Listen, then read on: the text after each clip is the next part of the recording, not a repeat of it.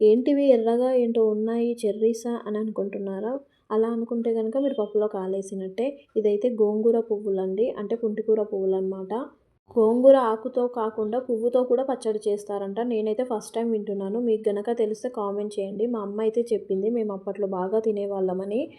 నేనైతే ఎప్పుడు టేస్ట్ చేయలేదు. నా కోసం ఒకసారి చేసి చూపించమ్మా అంటే చేసైతే చూపించింది. ఫస్ట్ ఈ ఫ్లవర్స్ అన్ని తీసుకొని మనమైతే కాయని ఇంకా పువ్వునైతే వేడి చేసి పక్కన ఉంచుకోవాలి. ఆ కాయలైతే మనకైతే పనికిరావు. అది ఓపెన్ చేస్తే మనకు సీడ్స్ ఉంటాయి. వాటిని నాటితే మనకైతే మొక్కలైతే వస్తాయి, గోంగూర మొక్కలు.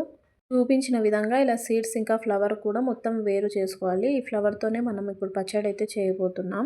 దానికోసం పండు మిర్చి ఇంకా కరివేపాకు కూడా తీసుకొని పక్కన ఉంచుకోవాలి.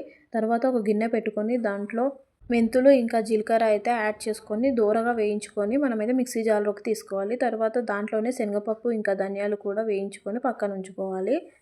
అలాగే పిడికెడు నువ్వులైతే తీసుకొని వాటిని కూడా మంచిగా వేయించుకొని పక్కనైతే ఉంచుకోవాలి. వీటన్నిటిని మనం ఫైన్ పేస్ట్ చేసుకోవడానికి మనమైతే రోటి పచ్చడినైతే చేస్తున్నాం ఇప్పుడు. మనం మిక్సీ వాడట్లేదు. ఆ కాలంలో రోటి పచ్చళ్ళు ఎక్కువ తినేవారు కదా! మనమైతే ఆ ప్రాసెస్ అయితే చేస్తున్నాము. తర్వాత ఇందాక తీసుకున్న పండు మిర్చిని కూడా కొంచెం అదే బాండీలో ఆయిల్ వేసి దీన్ని కూడా వేయించుకోవాలి. అలాగే నిమ్మకాయ సైజ్ అంత చింతపండును కూడా యాడ్ చేసి అదే పండు మిర్చితో పాటు మంచిగా వేయించుకోండి. వేగిన తర్వాత వీటన్నిటిని ఒక గిన్నెలోకి అయితే తీసుకొని అదే ఆయిల్‌లో మనమైతే ఇందాక తీసి పెట్టుకున్న పువ్వులు ఇంకా కొంచెం కరివేపాకు యాడ్ చేసి వాటిని కూడా మంచిగా వేయించుకోవాలి. లేదంటే పచ్చి వాసన వస్తుంది. అది చాలా ఫాస్ట్‌గా మెత్తబడిపోతుంది ఒక 5 మినిట్స్‌కే. దాంట్లోనే కొంచెం పసుపు యాడ్ చేసుకొని మనమైతే మగ్గించుకుందాం. వీటన్నిటిని ఒక్కొక్కటిగా యాడ్ చేసుకుంటూ మనమైతే రోట్లో అయితే దంచుకుందాం. అలాగే వాటితో పాటు కొంచెం కల్లుప్పును కూడా తీసుకోండి. ఇప్పుడు రోటీలో ఫస్ట్ మనం జీలకర్ర ఇంకా మెంతులు తీసుకొని ఫైన్ పౌడర్ అయితే చేసుకోవాలి. చూపించిన విధంగా ఇలా ఫైన్ పౌడర్ అయితే చేసుకోండి.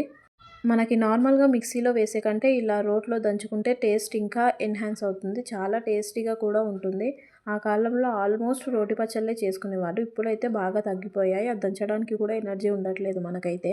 దాంట్లోనే 4 వెల్లుల్లి రెమ్మలు వేసి బాగా దంచుకోవాలి. తర్వాత నువ్వులు ఇంకా ధనియాలు కూడా దంచుకొని ఫైన్ పేస్ట్ అయిన తర్వాత మనం వేయించుకున్న పండు మిర్చి ఇంకా ఉప్పు కూడా యాడ్ చేసి దాన్ని కూడా మెత్త పేస్ట్‌లా దంచుకోవాలి. ఆ పౌడర్‌లో మొత్తం ఆ పండు మిర్చి మిక్స్ అయ్యే విధంగా బాగా దంచుకున్న తర్వాత మనం వేయించుకున్న పువ్వు కూడా ఇప్పుడు యాడ్ చేసుకోవాలి.